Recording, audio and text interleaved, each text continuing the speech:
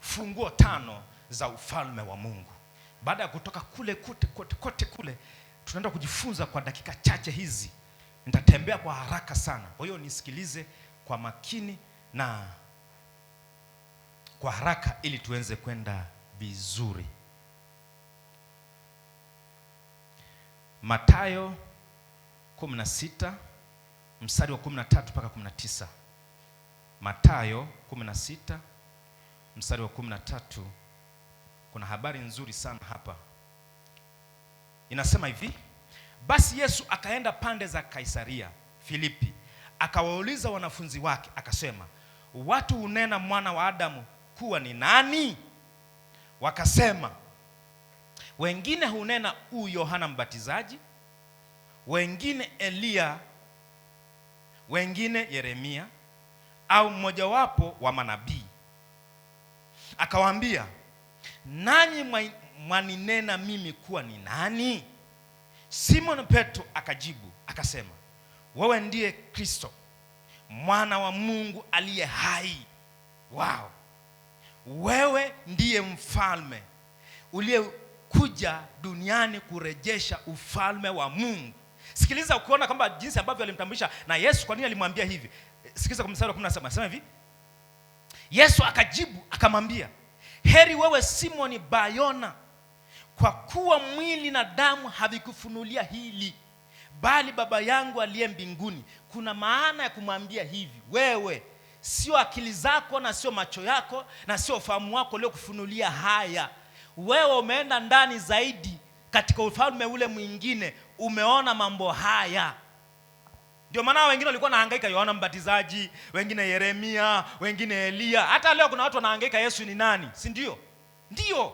Sasa huyu Petro, Simon Petro akaendelea mstari wa 18, anasema, nami nakwambia wewe ndiye Petro, na juu ya mwamba huu nitalijenga kanisa langu. Petro alikuwa na matukio mengi, lakini Yesu alimpenda. Nami nakwambia wewe ndiye Petro, na juu ya mwamba huu nitalijenga kanisa langu, wala milango ya kuzimu haitalishinda. Ndio kanisa hili ambalo tunalizungumza sasa, kanisa la Matendo ya Mitume, watu waliojazwa Roho Mtakatifu. Huyu Petro huyu alikuwepo. Akaendelea, nami nitakupa wewe funguo hapa, nami nitakupa wewe funguo za ufalme wa mbinguni, na lolote utakalolifunga duniani litakuwa limefungwa mbinguni, na lolote utakalolifungua duniani litakuwa limefunguliwa mbinguni. Akaendelea hapo akawakataza, msiwaambie mtu kwamba mimi ni Kristo, kwa sababu walipata shida. Kristo ni kwa tafsiri nyingine ni mfalme.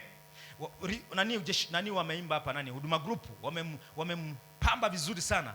Uzaliwa kifalme utakuwa mabegani mwako. Anazungumza kwenye Isaya kule ambaye alitabiriwa miaka 4000 iliyopita. Sasa anazungumza Yesu alikuwa ni mfalme, sio wa dunia hii. Sasa wafalme, wewe urudishe kwenye historia.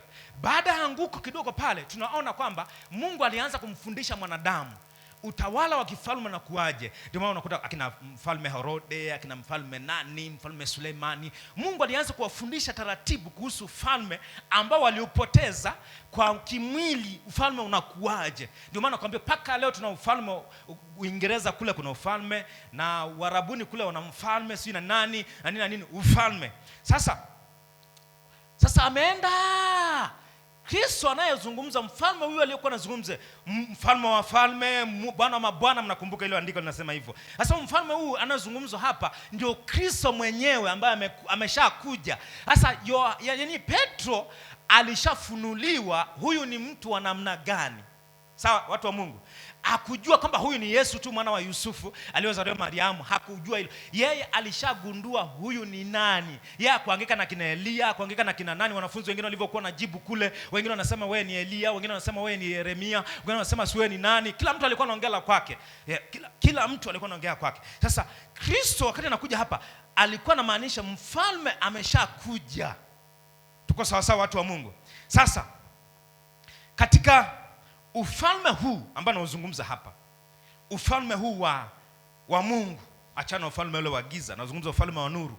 Katika ufalme huu wa nuru kuna funguo 5. Wale ambao walikuwa darasani tangu mwanzo wananielewa vizuri. Wewe ambao uko wewe sikiliza hapa hapa, utaelewa kwa kiasi chako. Ufunguo wa kwanza, mamlaka ya kufunga na kufungua. Ufunguo wa kwanza ambao ile 19, na ukisoma ule mstari mwingine, ukisoma 18, Mathayo 18:18 nasema hivi, Mathayo 18:18, Mathayo 18:18 nasema hivi, amini nawaambieni, yoyote mtakayofunga duniani yatakuwa yamefungwa mbinguni, na yoyote mtakayofungua duniani yatakuwa yamefunguliwa wapi? Mbinguni. Hii ni funguo ya kwanza kwa mwana wa Mungu au raia wa ufalme wa Mungu ambaye amepewa, ambaye anayo. Kama ukujua, basi jua kuanzia leo umepewa ufunguo wa kufunga na kufanyaje? Na kufungua, kuhalalisha au kukataza. Umepewa mamlaka hiyo ya kuhalalisha jambo na kufanyaje? Kukataza jambo. Ukiwa kama mtawala, tuseme wewe ni mfalme mdogo ambao uko chini ya mfalme mkuu. Tuko sawa sawa watu wa Mungu? Umeanza kunielewa hapo? Wewe ni mfalme mdogo uliye chini ya mfalme, kwa sababu kama umeambiwa katawale, huwezi kutawala kama si mfalme, kama si kiongozi. Tumetawala kwa sababu kumbuka alisema akamuumba mtu. Kumbuka mtu sio jinsia. Ile ni katika uumbaji wa kiroho. Baadaye akasogea akasema mwanamume na mwanamke. Mtu ni roho. Sawa jamani? Hiyo roho sasa ikaletwa katika mwili, ikapewa mwili wa mwanamke, ikapewa mwili wa mwanaume. Wanawake mnakumbuka? Asante. Sasa mwanadamu huyu mtu ambaye yuko duniani, ambaye mwanamke na mwanaume, sisi mbele za Mungu tunaonekana katika sura kiroho katika hali moja. Sawa jamani? Lakini katika ulimwengu hapa duniani ndio tumepewa majukumu tofauti tofauti. Mwanamke anafanya hivi, si mwanaume, achana na hiyo. Lakini tunazungumzia ile kusudi la kwanza. Sasa funguo wa kwanza ambao nayo katika ufalme wa Mungu ambao unao ni kufunga na kufungua. Si kwa matakwa yetu, bali kwa mapenzi ya Mungu. Usije kufunga kitu chochote bila hii. Sawa jamani? Usitumie matakwa yako kufanya vitu vyako. Tumia neno la Mungu kufunga na kufungua. Kwa mfano, hujapendezwa na mambo ya ushoga, haujapendezwa na mambo ya ulevi, haujapendezwa na mambo fulani ya mambo ya usherati na mambo machafu ya dunia hii. Una mamlaka ya kufunga. Una mamlaka ya kukataza kiroho kabisa, ukalimaliza ile jambo. Huku watafurukuta. Ndio maana hivi tuje tukaombe, tutazungumza hicho kipengele baadaye. Kwa sababu kuna vitu vingi ambavyo tuna kesi nyingi. Sisi vita vyetu si vya damu na nyama. Kweli sio kweli? Vita vyetu vingi, vita vyetu vyote ambayo tunapambana navyo vya kimwili ni vya kawaida. Vita vyetu vikishazuka vikubwa, malizana katika ulimwengu ule mwingine, katika ile mbingu mwingine. Kwa sababu sisi tuna kibali pande zote. Huu ulimwengu unaonekana na ule usioonekana. Unaweza kazama kwenda kuongea na mzee wako wa siku, mwambie baba, ninahitaji jambo 1 2 3 4 unisaidie. Kwa nini tunaomba? Kwa sababu Biblia inasema hivi, hata kabla mjaomba najua mnayoita. Kwa nini Mungu anataka tuombe? Kwa sababu Mungu alipotupa hapa duniani tujitawale au tutawale, kuna mambo hawezi kutuingilia mpaka tumuombe aingilie. Mzee Lisanda ananielewa vizuri sana. Kuna mtu hajanielewa. Mfano, ngoja nitoe mfano rahisi.